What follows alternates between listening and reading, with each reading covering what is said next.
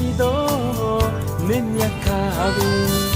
နန္ဒတတဝါတွေကြမ်းမာတတ်ပါစေခொနည်းသားသမီးများတွေဘေးရန်ခတ်သိမ်းအင်းငြိမ်းကြပါစေစိတ်ပဝင်နှလုံးရွှင်ပြုံးအေးချမ်းကြပါစေ